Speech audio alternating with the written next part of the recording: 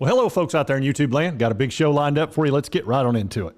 All right, folks, let's pull up this screen here. All right, we got a whole lot going on.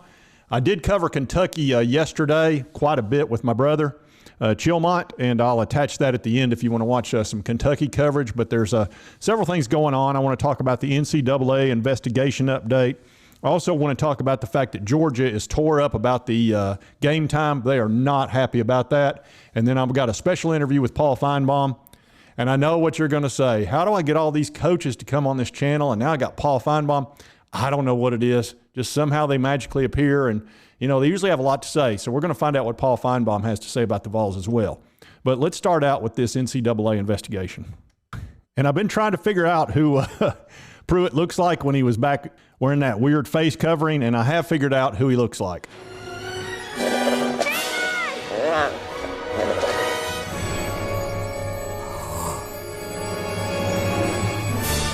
Yep, I think Pruitt wants to phone home. I think that's what's going on. But anyway, let's get into this Ncaa investigation. All right, it says Tennessee was granted an extension from the Ncaa in response to notice of allegations. It says Tennessee was granted a 30-day extension to respond to the Ncaa notice of allegations, and that's a big deal as far as timing goes. It says the timing is noteworthy as it makes a potential, and nobody has said this is going to happen, but a potential postseason ban for this season, almost impossible. Number 3, Vols, of course, we're 7-0, and we're in contention for the college football playoff.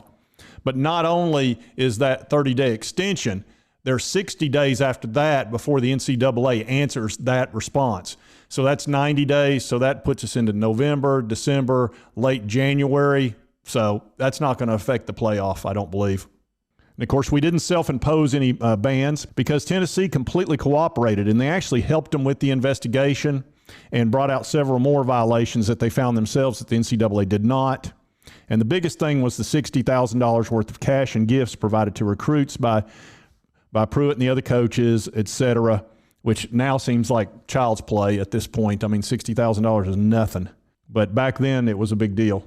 It says, Knox News obtained a copy of the allegation, 18 violations, most involved Tennessee staffs, Pruitt's wife, and paying for meals, hotel stays, and transportation. And they gave parents money to help pay for debts or rent, etc. It says the Ncaa praised Tennessee's leadership in handling the scandal, going so far as to say the actions taken by the institution during the investigation should be the standard for any institutional inquiries into potential violations. So they basically just said they handled it perfectly. It says it noted that Tennessee was not found to have a lack of institutional control, which Knox News states could prevent the program from potentially devastating penalties. It says in every step of the process, the university's quick and decisive actions have exemplified the longstanding values of the Ncaa. And pretty much they fired the coaches. The players that were involved are not here anymore. Everybody's gone. And one of the big things the Ncaa has said in their new bylaws is that they're not going to punish players that had nothing to do with this.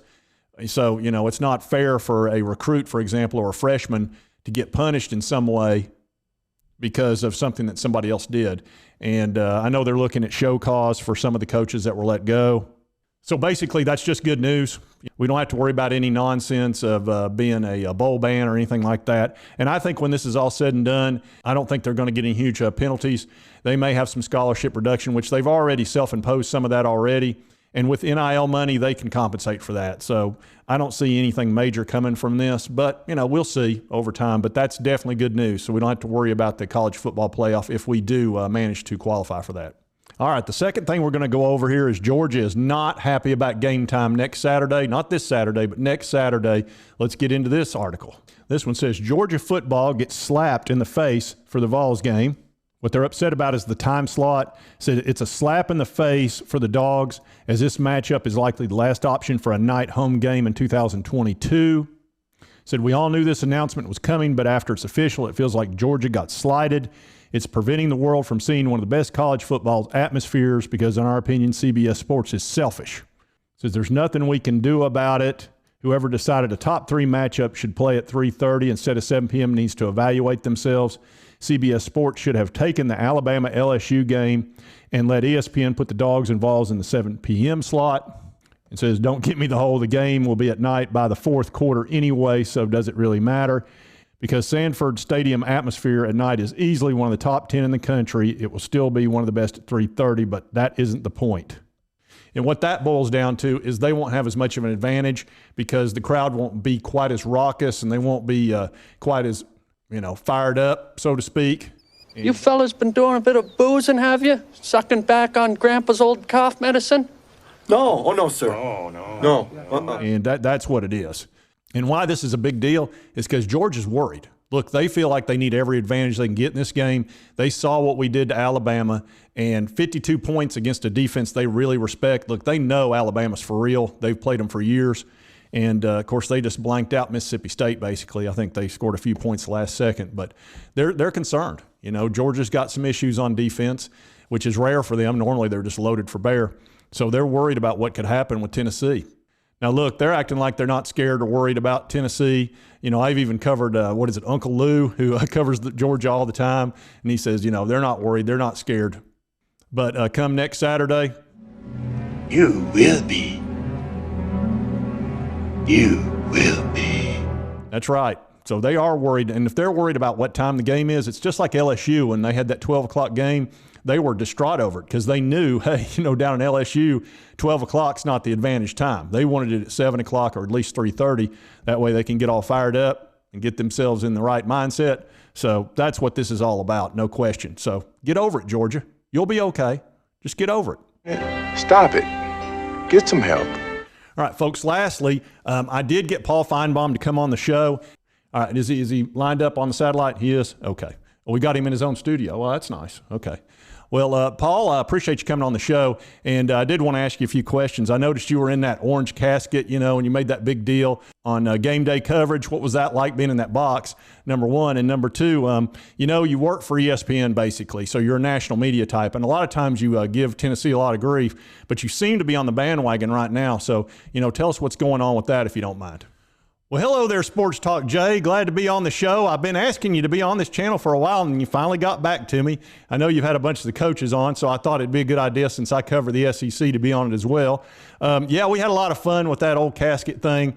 It got a little bit claustrophobic in there. I got a little worried they weren't going to let me out, but it was nice that they finally did, needless to say.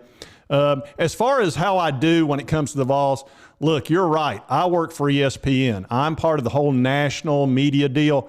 So, we've got to creak you from time to time, and it's just something I have to do as part of my job. If I'm constantly halfway good to you or good to you at all, I always have to kind of counter that because, look, that's just how we roll. Giving Tennessee grief is just part of the deal. Now, down deep, given the fact that I went to the University of Tennessee, I like to secretly root for them, and I'm rooting for them right now. But believe me, if they lose a game, I'll get right back down on them. That's how we roll. I'm the national media, so just deal with it. But anyway, I did want to be on the show and answer a couple of your questions, and so be sure to check me out on my own network. You know that. But anyway, I wanted to come on here and help one of you small YouTubers out a little bit. I'm always trying to do a little bit of charity work, and from what I understand, your channel could use it. Well, all right, Paul, appreciate you taking a few minutes out to be on the show and answer a couple of questions. I appreciate that. So that was a nice little surprise. I tell you what, folks, we're getting a lot of national recognition, a lot of attention, because the truth is there's a new sheriff in town.